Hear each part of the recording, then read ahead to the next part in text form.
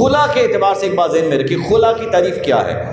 طلاق مرد کا حق ہے اور خلا عورت کا حق ہے۔ سارے بولیں خلا، یعنی بالفرض مرد ہی نہیں ہے، وہ اس قابل ہی نہیں ہے کہ وہ عورت کے حق ادا کر سکے، تو اب شریعت عورت کو حق دیتی ہے کہ وہ اس نکاح کو ختم کروا لے، اس کو خلا کہتے ہیں۔ اسلام میں سب سے پہلے حضرت ثابت بن قیس رضی اللہ تعالیٰ عنہ کی بیوی نے خلا لیا تھا۔ وہ حضور کی بارگاہ میں آئیں اور آ کر عرض کی کہ حضور میرا یہ جو حضرت ثابت ہیں ان کے ساتھ معاملہ نہیں چلتا، یعنی شادی کو عرصہ گزر گیا لیکن کوئی معاملہ بنا نہیں، ان سے کوئی قلبی کیفیت ملی نہیں، ان سے کوئی محبت پیدا نہیں ہوئی، تو میں اس چیز کو مناسب نہیں سمجھتی کہ میں منافقت کر کے ان کے پاس رہوں، یعنی بظاہر میں کہوں ٹھیک ہے لیکن دل اچھا نہیں ہے، تو کہا حضور میں چاہتی ہوں کہ میں ان سے جدا ہو جاؤں۔ تو سرکار دو عالم صلی اللہ علیہ وسلم فرمایا کہ وہ جو ثابت نے تمہیں باغ دیا تھا حق مہر میں، کس میں؟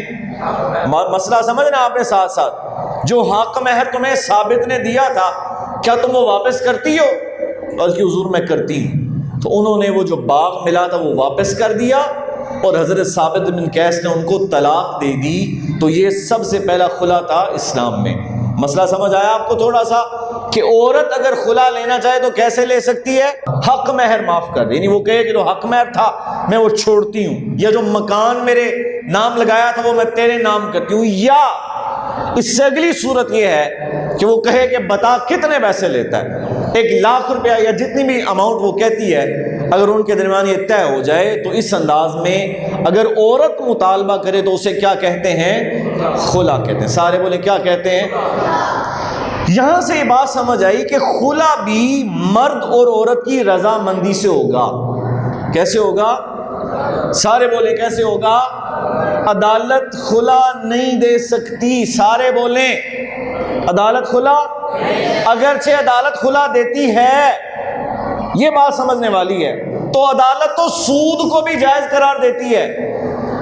عدالت تو سود ہے نا، سود کتنا حرام ہے، سگی ماں سے زنا کرنے سے بڑا گناہ ہے، لیکن ہماری عدالت نے یہ بات پروف کی ہے کہ ٹھیک ہے، اسٹیٹ بینک ہر سال بتاتا ہے کہ اس سال شرح سود اتنی رہے گی، تو اس کا مطلب ہے کہ اس عدالت کی کوئی حیثیت، اصل عدالت رب کریم کی عدالت ہے، اصل عدالت سرکار دو عالم صلی اللہ علیہ وسلم کی ہے۔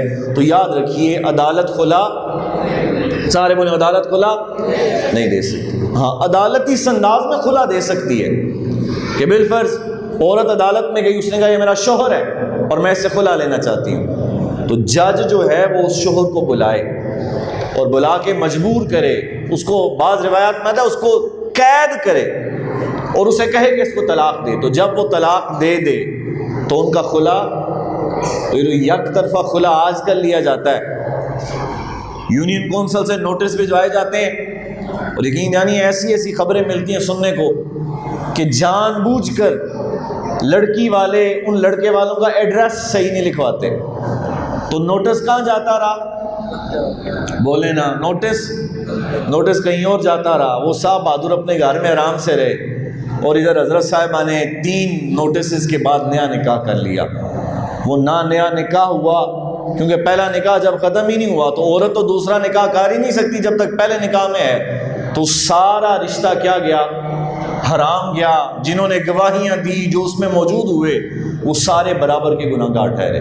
تو یاد رکھیے خلا کے لیے لازمی ہے کہ مرد اور عورت کی، میں دوبارہ یہ کہہ رہا ہوں کہ ہمارا قانون یہی ہے، عدالت یہی کہتی ہے، یونین کونسل یہی کہتی ہے کہ سب کچھ ہو جاتا ہے، لیکن شریعت کچھ اور کہتی ہے، قرآن کچھ اور کہتا ہے۔ ہاں کچھ صورتحال ایسی ہے کہ جس میں عدالت یک طرفہ فیصلہ بھی سنا سکتی ہے۔ مثال کے طور پہ شوہر گم ہو گیا اور اس کا پتہ ہی نہیں چلتا، کوئی فون نہیں، کوئی رابطہ نہیں، اور کئی سال گزر گئے۔ اب اتنے سال گزر گئے کہ اب یہ یقین ہو گیا ہے کہ اگر وہ زندہ ہوتا تو رابطہ، اب رابطہ نہیں ہوا تو اس کا مطلب ہے وہ، تو اب عدالت یہ حق رکھتی ہے، قاضی یہ حق رکھتا ہے کہ قاضی اس کے پچھلے نکاح کو منسوخ کر دے اور اس کو نئے نکاح کی اجازت دے دے۔ یہ بات تو سمجھ بھی آتی نا عقلاً بھی، بولے نا جی، عقلاً بھی سمجھ آتی ہے، لیکن جو آج کل ہمارے ہاں رواج ہے اور ہمارے ہاں رائج ہیں، ایسے کسی بھی خلا کی شریعت اجازت نہیں دیتی. اور یاد رکھیے ایسے خلا پہ نکاح پڑھانے والا پڑھوانے والا جتنے لوگ ہیں وہ سارے برابر کے اس جرم میں شریک ہیں.